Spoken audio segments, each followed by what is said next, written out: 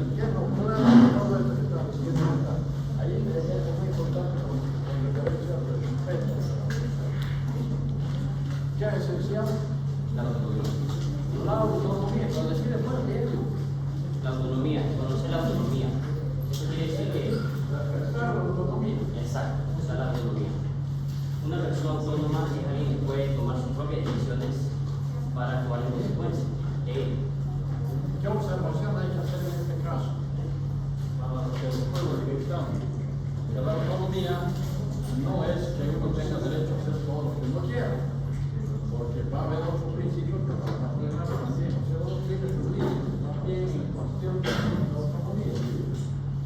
La autonomía no es hacer lo que uno quiera, porque tiene pocas palabras así, una ese día, lo que uno le da la gana, no tiene un pero sí la autonomía es importante en el respeto por las personas. Seguimos. Como dice una persona autónoma es alguien que es capaz de tomar sus propias decisiones y actuar bajo consecuencia de esas. Respetar su autonomía significa valorar sus decisiones y no interferir en sus decisiones a menos que estas decisiones puedan provocarle daño a otras personas. En cambio, no respetar su autonomía ocurre cuando se le impide actuar por sí mismo o cuando no se le da la información clara para que pueda tomar una decisión informada.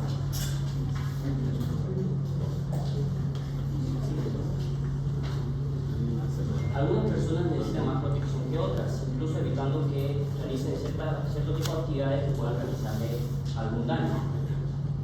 El riesgo, el grado de protección va a depender del riesgo y el beneficio de él. Y como dice, el respeto a las personas exige que se le dé a los sujetos que pueden ingresar voluntariamente al estudio con información clara. Eso quiere decir que la persona puede decidir también si quiere o no quiere. Exacto, puede decir si quiere o no quiere. Y si quiere salirse, también se puede salir. Sí. Nada me obliga. Y alguna vez recuerdo que ustedes también ya se han hablado de eso. Ya. Un buen ejemplo es la participación de los prisioneros como sujetos de investigación. Esto quiere decir que, por una parte, o por un lado, respetar su autonomía quiere decir tienen la posibilidad de participar o no participar en la investigación, pero por otro lado puede influenciarle o puede presionarlo a que se le niegue la participación o puede presionarlo a hacer.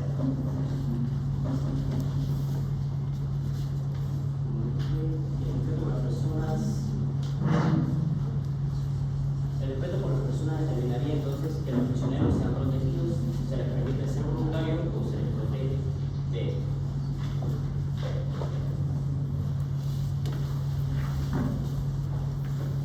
el principio de la eficiencia.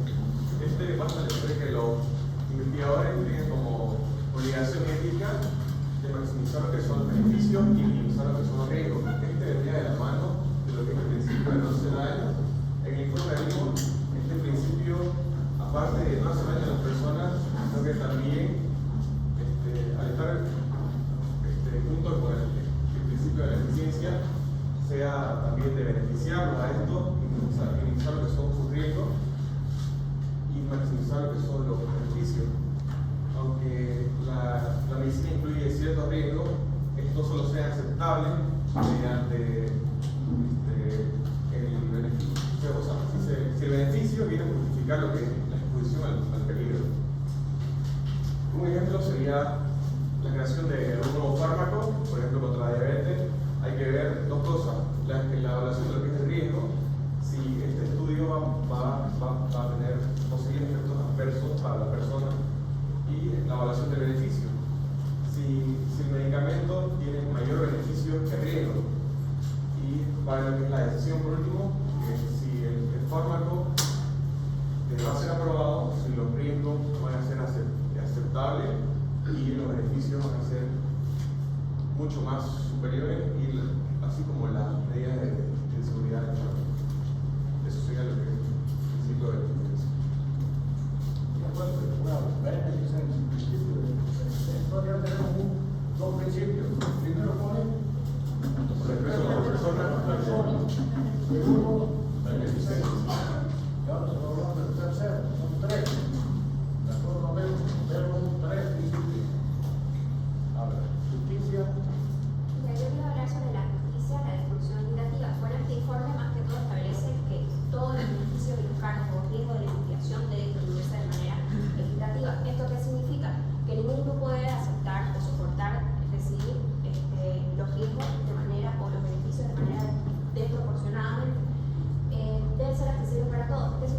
que todos los beneficios no solamente deben recibirlos aquellos que puedan pagarlos, sino que tienen que ser accesibles para todos.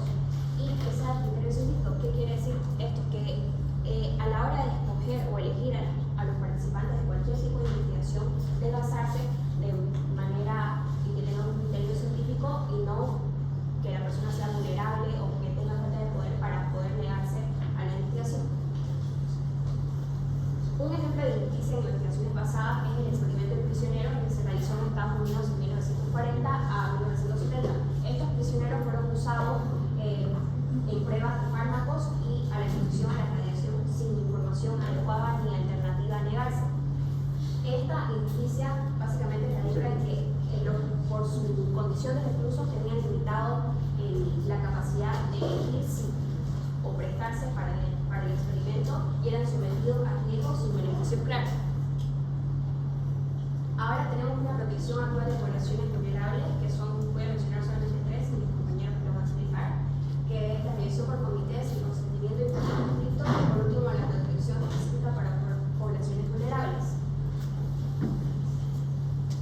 Un ejemplo de protección actual es la declaración de Helsinki, que fue escrita en el 64 y revisada hasta el 2013, que es un documento clave y establece los principios éticos globales para la investigación de los seres humanos. En conclusión, la investigación ética exige que todos sean tratados con respeto y que los riesgos de beneficio se distribuyan de manera justa, limitando la explotación a aquellos más vulnerables.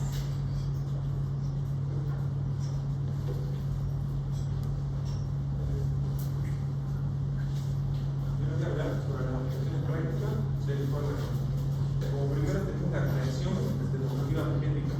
En varios países, gracias a este informe, se crearon nuevas normativas éticas en consejos para poder ayudar a controlar de forma ética las instituciones y todo lo que tenga que ver con el ser humano. También se creó en base a el Comité de Ética de Investigación, que es el comité lo que se encarga de evaluar el desempeño de todas las investigaciones que se realizan con el fin de proteger a los participantes. El consentimiento informado también fue creado a base del informe de Vermont, que es que el paciente tiene que tener un conocimiento total de todo lo que se va a hacer durante el procedimiento y también tiene que saber que está libre albedrío de en cualquier momento abandonar este tipo de tratamiento o estudio o investigación. En protección de poblaciones vulnerables se refiere a que antiguamente se hacían muchas investigaciones en poblaciones más vulnerables, personas presas, niños o poblaciones pobres, ya que esto era más fácil de acceder y como tenían conocimientos de hacer poblaciones pobres, era más fácil de manipular.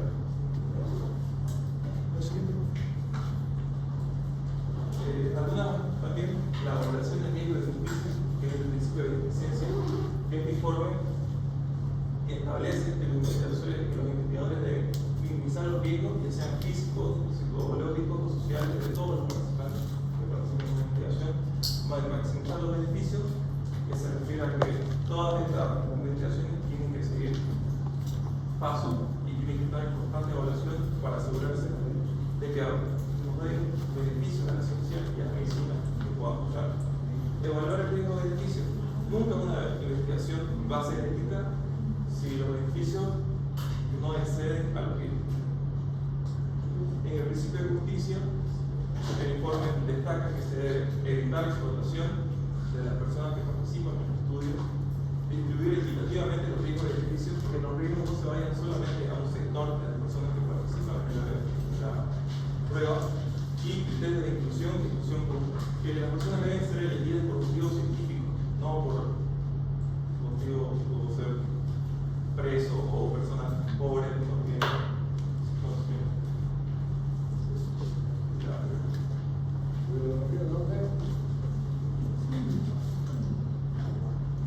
Americana. No te lo vio. Entonces se entiende, entonces ustedes. Sí, claro, pero sí, no. Claro, ¿terminaron? Sí. Siempre. Bueno, entonces, conclusión. Hay tres principios, ¿no?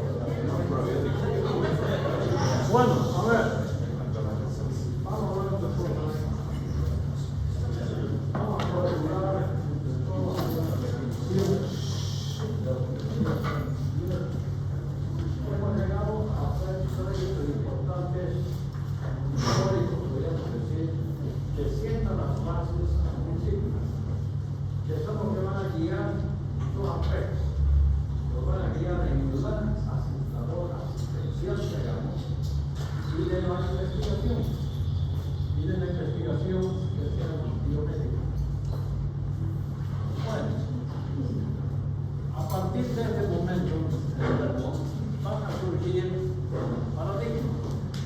¿Qué son los paradigmas? ¿Alguien sabe qué es un paradigma? ¿Alguien puede decir qué es un paradigma? ¿O cómo entiende? ¿Qué sería un paradigma? Son ideas preestablecidas. ¿Ah? Ideas preestablecidas. Ya. Está bien. Que vienen a ser como un ejemplo, ¿no es cierto? Como algo que viene a ser, que llega a ser hasta una escuela, puede formar escuelas o tendencias en base a ideas básicas que van a guiar y van a ser motivo para que tomen decisiones basadas en esos principios. Entonces aquí ya tenemos 3 principios. Después vamos a ver que esos principios van a ser reflexionados. Para llegar a los 3 principios, tuvieron toda esta gente que se reunió en Berlín, tuvieron que discutir varios días y llegar a esa conclusión. Pero después nos damos cuenta de que no era suficiente, de que algo estaba faltando. Por ejemplo, se habla del respeto a las personas. Respeto a las personas. Bueno, ¿qué cosa vamos a respetar de las personas? Su dignidad. Respetamos su dignidad como un gran valor de todas las personas. Después, ¿qué más podemos decir? Que tenemos que ver a las personas como sujetos autónomos, como personas autónomas. Pero no está hablando directamente de autonomía, está diciendo respeto a las personas. El respeto a las personas está implícito en todo esto. En el fondo de todo es respetar a las personas. Lo que cambió después fue autonomía, directamente autonomía. Primero el principio de autonomía, se lo van a ver los de los principialistas. Está el grupo de la principalista, ¿sí?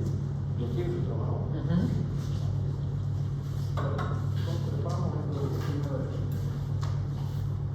Entonces surge el principio de autonomía, pero no era suficiente con lo demás, porque el otro principio, ¿cuál es? El de beneficencia. No vamos a dedicar solamente a hacer beneficencia, respetando la autonomía de las personas y hacer beneficencia en una investigación, o hay que hacer énfasis en algo más importante todavía, además de la beneficencia. No hacer daño. ¿Qué tenemos que hacer? Justicia. ¿Qué tenemos que hacer? No hacer daño. Beneficencia, por un lado, está bien, pero algo más está faltando. No hacer daño. O sea, a eso se va a llamar la no maleficencia. ¿Ustedes han oído hablar de ese término? No maleficencia. Solamente no he escuchado. No maleficencia. ¿Qué quiere decir no hacer daño? ¿Y de dónde surge ese no hacer daño? Se habían olvidado en Berlín de esto que es tan importante, lo que pasó con Hipócrates.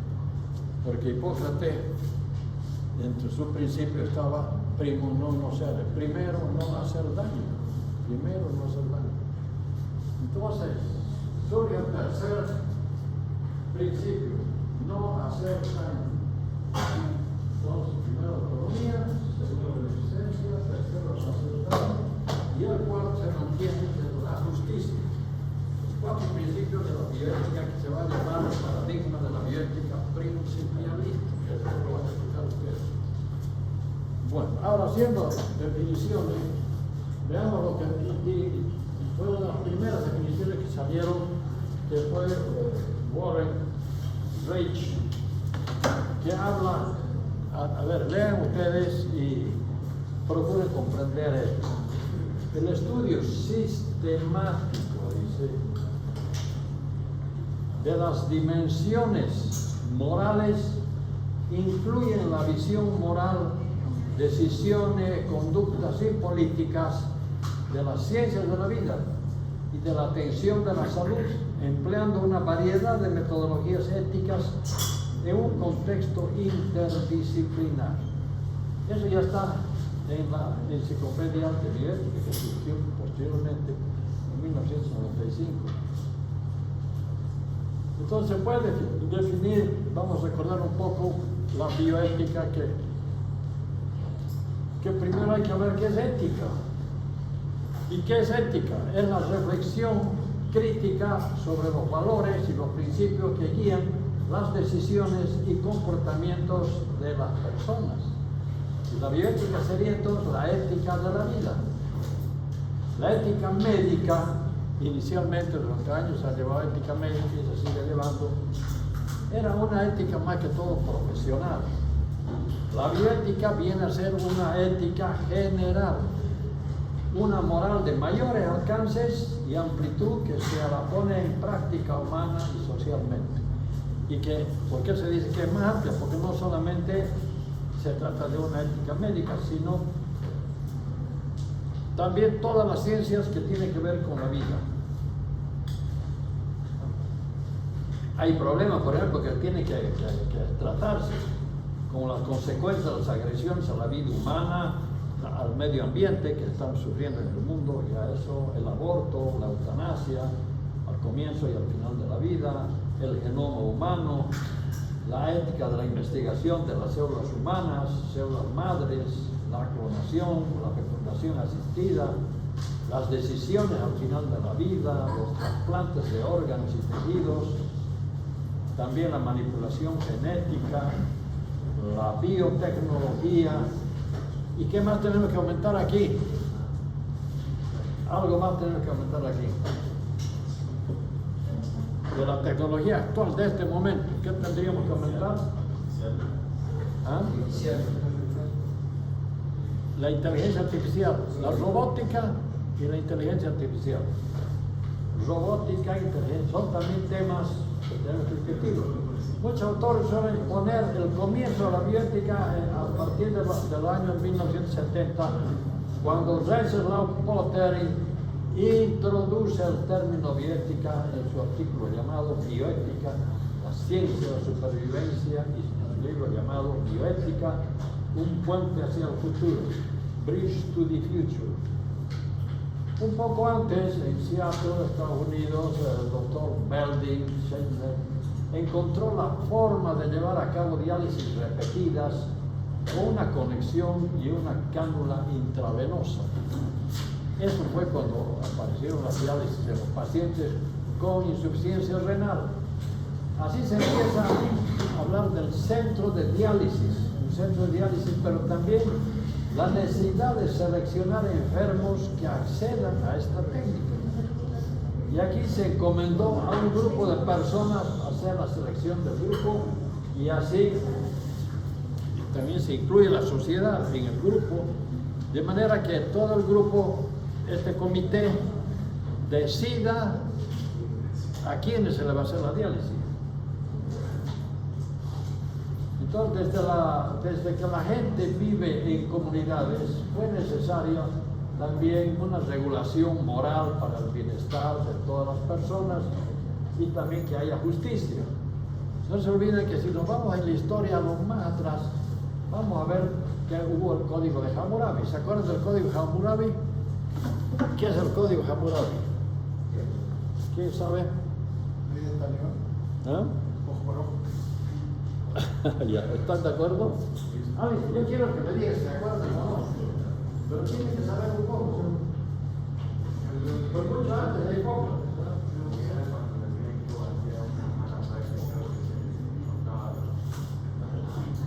Me dice, pasa que al principio, ¿qué frase era clásica que nos usaba para hacer, tomar decisiones y hacer ejercicio? Claro, por otro día,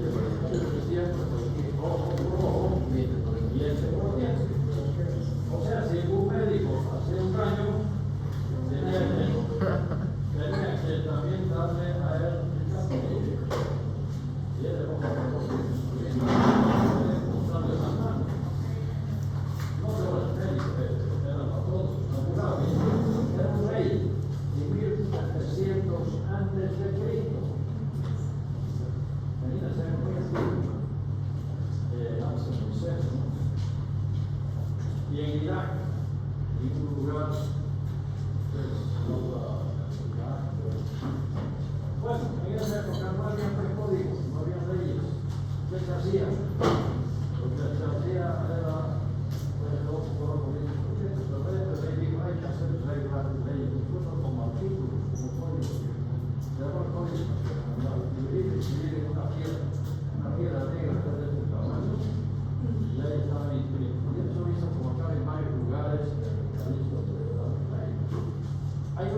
piedras alguna vez van al museo del Louvre, ¿vale? Se van a fijar, curiosamente, ahí están todos los castillos que llaman Louvre,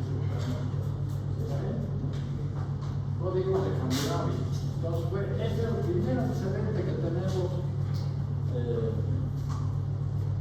Luego también hubieron otras culturas que tenían reglas. En la China, por ejemplo, tenían también, y no se olviden que el Antiguo Testamento, la China, las máximas de Confucio fueron aceptadas como código moral.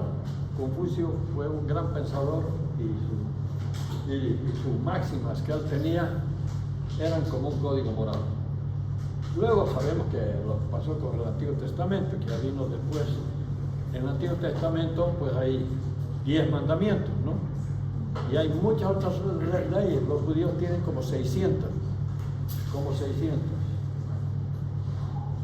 Hasta que vino Jesús y dijo, aquí está faltando un mandamiento. ¿Cuál era ese mandamiento? ¿Se acuerdan? Eso les dijo a los fariseos y a los escribas que eran seguidores de la ley. Tenían cantidad de reglas, leyes fuera de los 10 mandamientos, pero no los cumplían. pero no cumplían como era debido. De ahí vino la parábola del buen samaritano, acuérdense. Pero Jesús dijo, fue un gran maestro, ¿no? Dijo, yo os he traído un nuevo mandamiento, que os améis los unos a los otros como yo os he amado, que nos amemos. O sea, el primer mandamiento en realidad viene a ser el amor, ¿no? Pero una forma de código de conducta basado en el amor, y ahí comienza el cristianismo. Bueno, otras civilizaciones como la egipcia desarrollaron éticas no sistematizadas, pero cuyos preceptos eran impuestos por los líderes. Y hay pergaminos, uno es el pergamino de Eber, creo que se llama, en Egipto, donde se habla de temas éticos, de comportamientos que hay que tener en atención a los pacientes. Luego llega el cristianismo, que marcó una revolución en la ética, ya que introdujo una concepción religiosa también sobre lo bueno. Y esta ética cristiana ha sido persistente durante siglos, con diferentes evoluciones e influenciada por la filosofía griega. Uno de los grandes pensadores fue San Agustín y Tomás de Aquino, grandes pensadores.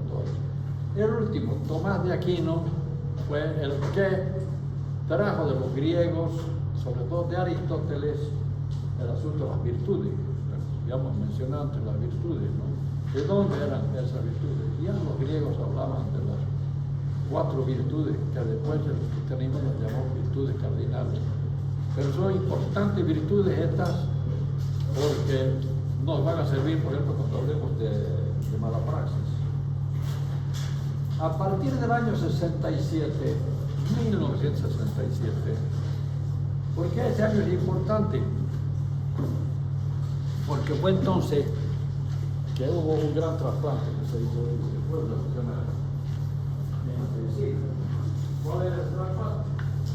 Esto era el trasplante cardíaco. Ya se hacían trasplantes de riñones, los primeros trasplantes de córnea, después hicieron de piel, implantes de piel, hasta que se atrevió a alguien a hacer el trasplante cardíaco. Y esa noticia voló por el mundo de los estudiantes de medicina. Y fue interesantísimo. Además, la pregunta es si es ético o no es ético eso. Varios cuestionamientos, ¿no? Interesante. ¿Quién fue el que hizo el primer trasplante? ¿Y dónde? ¿Dónde de historia? ¿Dónde? ¿Y quién? ¿Cómo se llama el médico?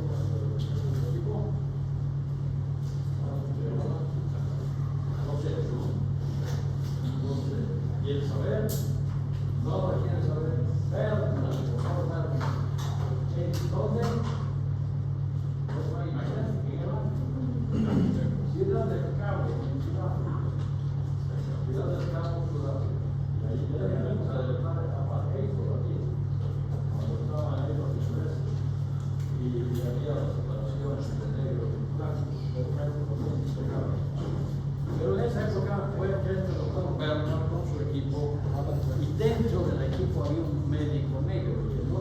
operación, ¿sabes por qué con ella?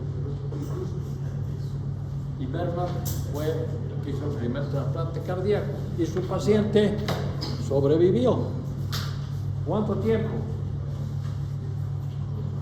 Vivió 14 días. Hubo un problema, el problema del retraso, que después fue a solucionarse con tratamientos que se hacen contra el retraso. Eso lo vamos a ver cuando toque el tema del trasplante. ¿Ya? Pero hay medicación ahora que se hace tratamiento. Pero fue un hito importante en la historia. Yo he conocido a una señora que le hicieron trasplante cardíaco, en un viaje que hizo a Estados Unidos, en un hospital,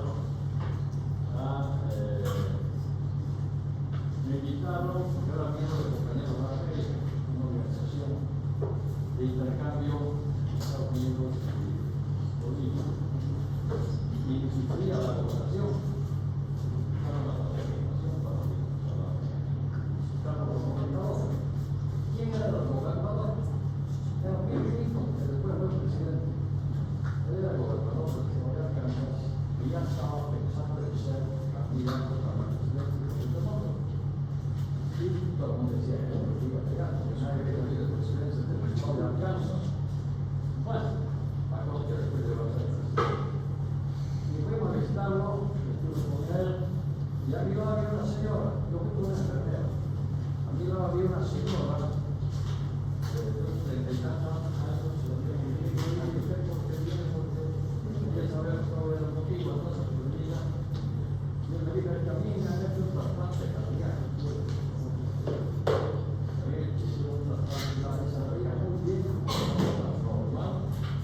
Una señora que se le hizo un trasplante cardíaco.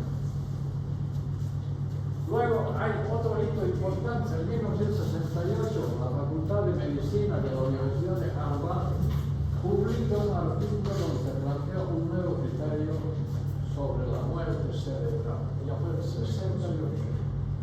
Precisamente época del trasplante, inclusive cardíaco, después vinieron el pulmón, el páncreas, etc.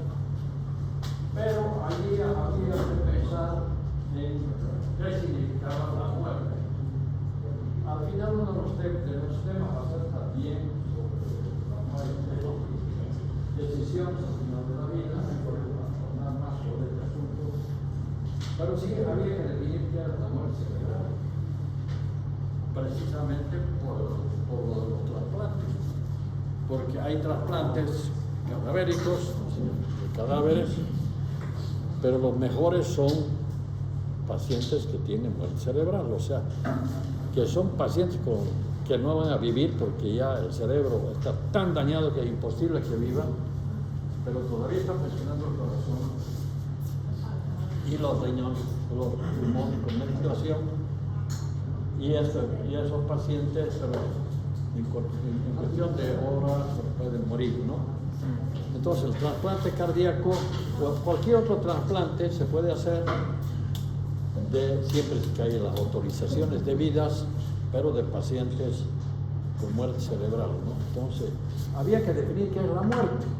Ustedes vayan investigando y piensen que en otra clase podemos hablar qué es la muerte. ¿Ya? Pero, ¿y qué es la muerte cerebral? Para saber qué es la diferencia entre muerte clínica y muerte cerebral.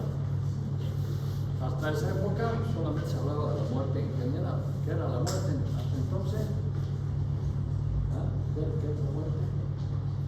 ¿Cómo la describirían? Hasta entonces. ¿Ah? Hasta entonces. ¿Las historias? No, hasta entonces. Hasta entonces, sí. ¿Hasta dónde? Porque ya después viene la definición de muerte cerebral, que ya es otra definición. Pero la muerte, normalmente, como ya hasta ahora todavía se sigue usando, ¿qué es la muerte?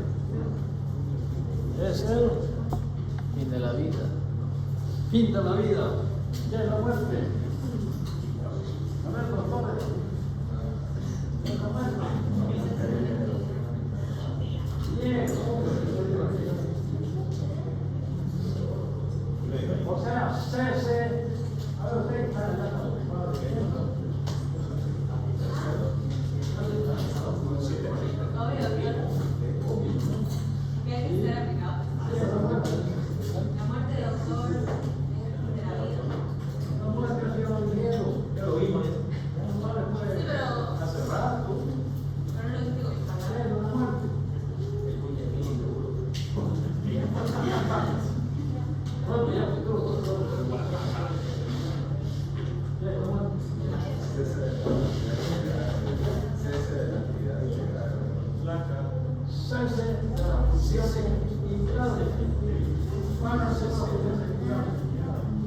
Los signos vitales.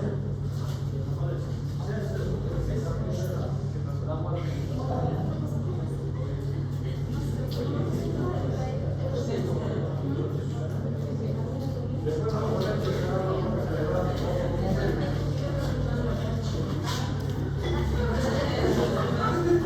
Bueno, estamos en una introducción a lo que va a venir de paradigma bioético. ¿Cómo andamos de tiempo? 3:51 ya. Bueno, a ver, esta partecita. El 69, Callahan Wunderhafting Center en Nueva York, Centro de Bioética. Y el 72 se promulga en Estados Unidos la Carta de los Derechos de los Enfermos.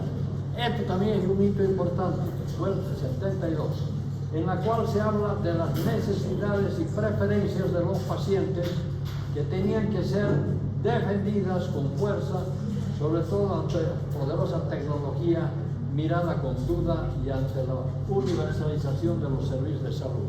Entonces, dos cambios importantes hay en este época. Uno, el desarrollo de la tecnología, empiezan a desarrollarse aparatos, fibriladores, respiradores, una serie de aparatos que van a ir después a formar una terapia intensiva, ¿no? Pero al mismo tiempo también está la universalización de los servicios de salud, porque ofrecen los seguros médicos y se universalizan los servicios de salud de manera más general. Entonces hay grandes cambios, pero hay que ver que los enfermos, así como hay derechos humanos, también tengan sus derechos. Hay los derechos de los pacientes, derechos de los enfermos. Bueno, y aquí nos quedamos. ¿En qué dispositivo nos estamos quedando?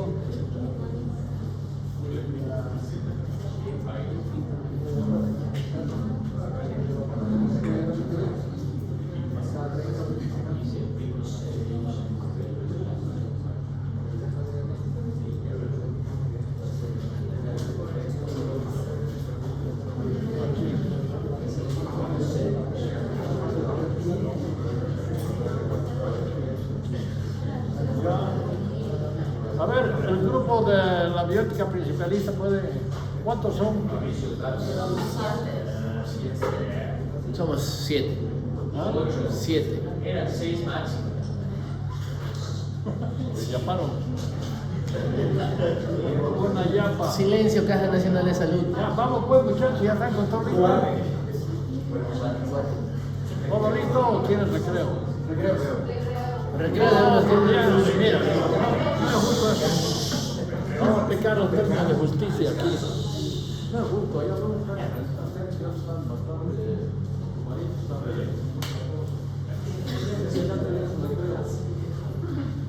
Bueno, ¿quieres empezar un poco antes? Sí, vale. Yo diría que avancemos. No falta mucho.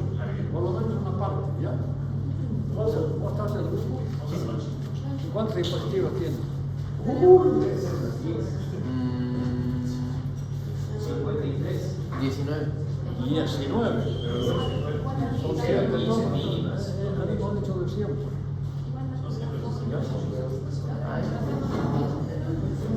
Ponemos la siguiente clase, ¿no?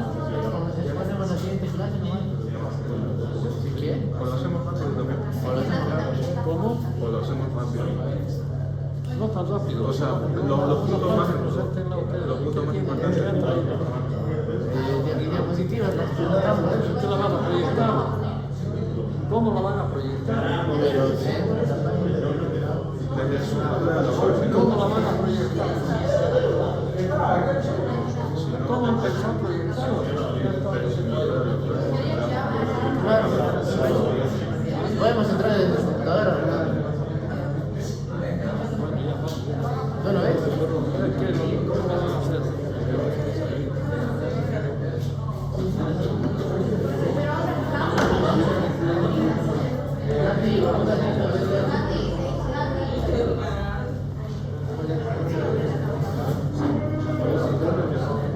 Sí,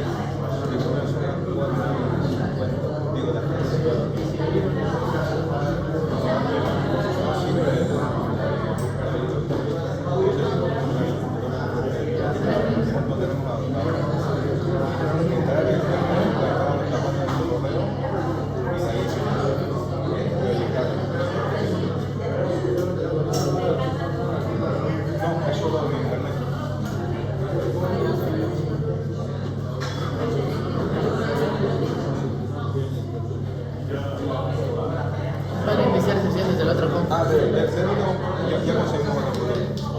Vamos a iniciar sesión desde otra computadora y ya la tiene.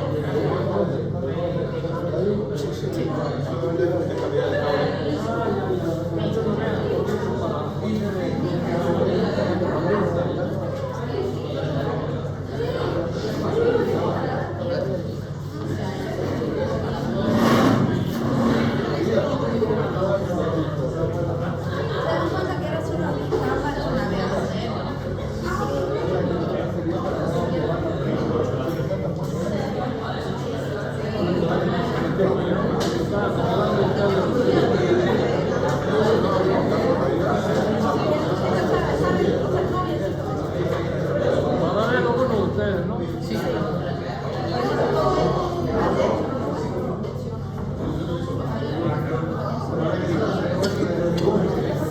¿Va a llamar lista? Voy a dejarlo listo para que después. Va a ser rápido.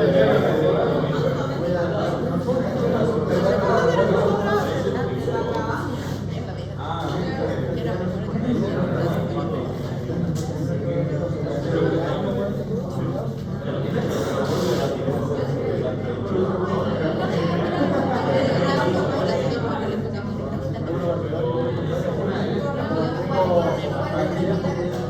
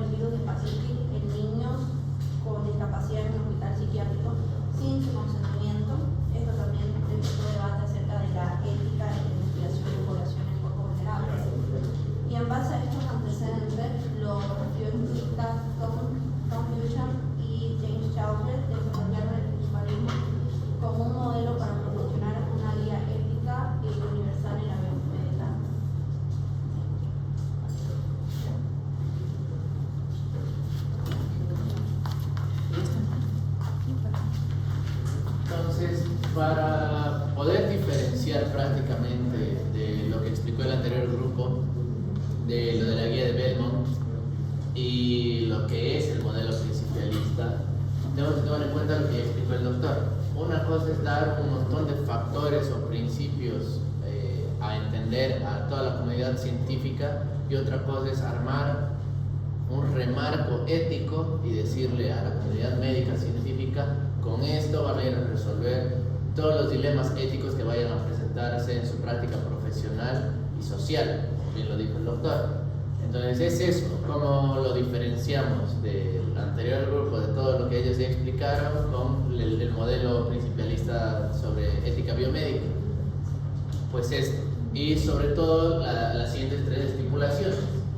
El enfoque principialista está basado justamente en 4 principios éticos, los cuales no son absolutos. Esto enseguida lo explicamos diciendo que no son absolutos, puesto que solo sirven como una guía flexible para resolver los dilemas bioéticos, y este siendo su objetivo principal de este modelo, resolverlos, aplicable tanto en la investigación científica como en la práctica profesional médica.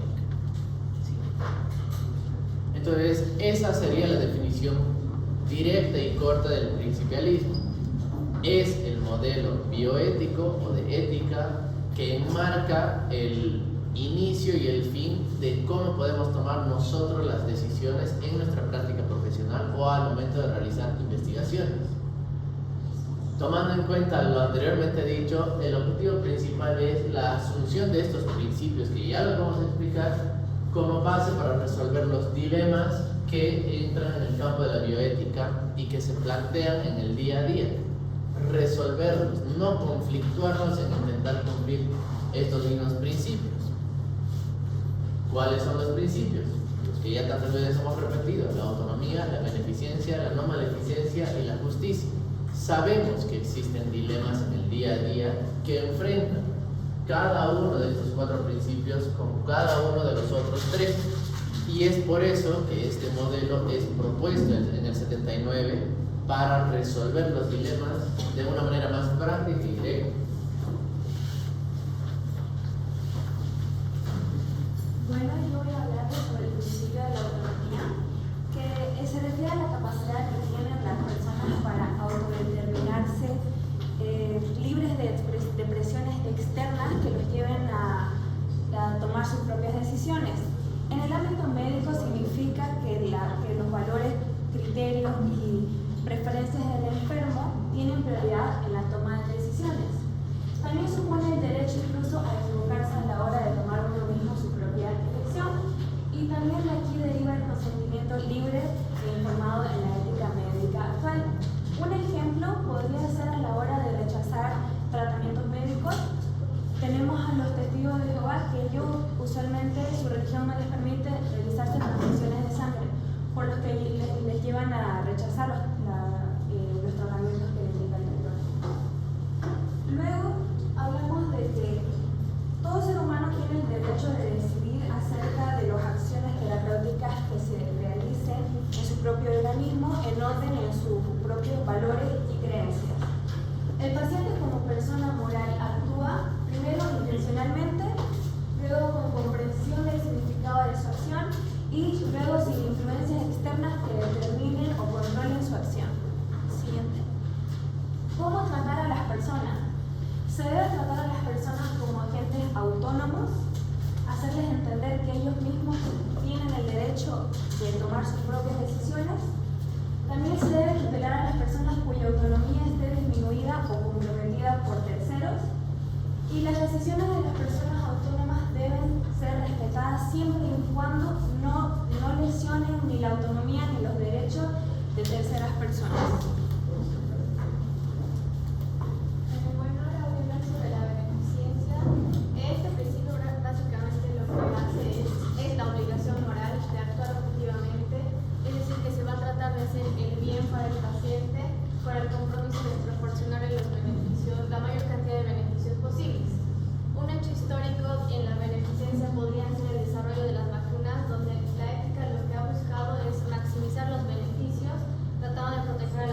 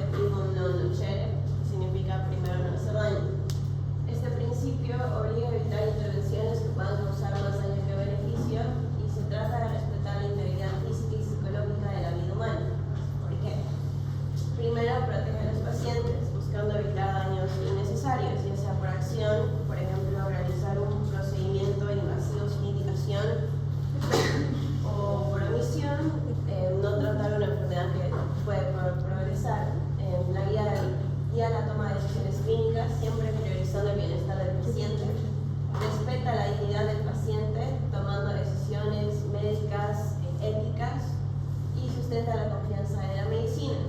Los pacientes confían en que los doctores siempre van a actuar con su mejor interés y que nunca van a buscar causar daño intencionalmente. Un hecho histórico en el cual se ve bien aplicada la norma de eficiencia es la prohibición del uso de la talidomida en mujeres embarazadas, utilizada como sedante y como tratamiento para las náuseas, pero posteriormente causó malformaciones en los hijos, y tras este daño se suspendió completamente su uso, y a partir de esto se reforzaron los procesos de regulación de fármacos, y además de que se estableció la necesidad de evaluar mejor los fármacos antes de proceder a su aprobación. Otro ejemplo de norma de eficiencia es el Código de Nuremberg, que después de la Segunda Guerra Mundial se expuso todos los experimentos inhumanos que realizaban los médicos nazis, y a partir de esto se prohibieron completamente los estudios sin el consentimiento informado, y se prohibieron estudios que causaran daño innecesariamente. Y este principio se aplica bastante ahora en el avance de la ciencia, asegurando que los avances científicos no pongan en riesgo la salud humana y establece límites éticos para evitar la explotación o el daño a los participantes.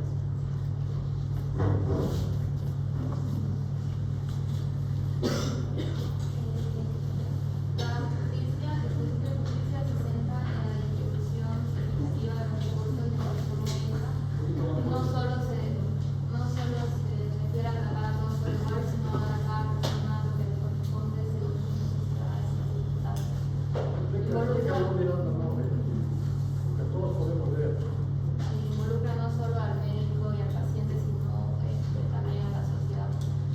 O sea que este principio garantiza que los recursos médicos se desarrollen de manera equitativa y justa y sin discriminación. Aplicación del principio de la justicia en la medicina. La distribución justa de recursos sanitarios, por ejemplo, en una crisis hospitalaria para repartir las camas de las unidades de cuidados intensivos, o en el COVID que había escasez de las camas de cuidados intensivos y de respiradores, y se veía a las personas que tenían más esperanza de vida. Acceso equitativo a la salud, se evita la discriminación por raza, por género o por nivel económico. Por ejemplo, en otros países el tratamiento para el VIH y para el SIDA es gratuito para garantizar un tratamiento a toda la población. Justicia de la investigación médica.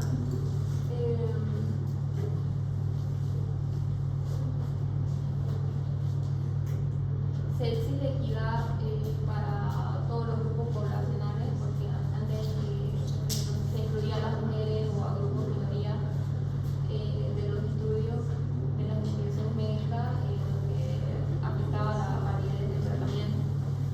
Y la prioridad en el trasplante de órganos se prioriza según los criterios médicos y la esperanza de vida. Por ejemplo, un joven con insuficiencia renal o un anciano con otras enfermedades adicionales.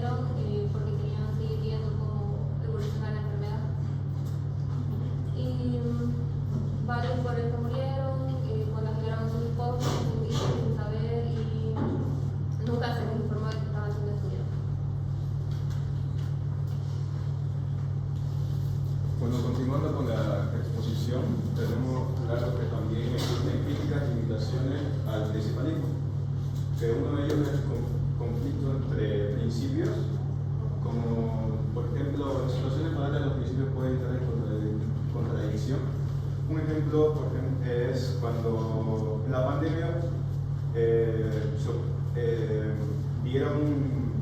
hubo una provisión a la movilidad, y esto, viendo desde los principios del principalismo, afectaba a la autonomía, pero también había algo con la beneficencia, ya que si una persona salía podía contagiar y afectar a la salud de la comunidad.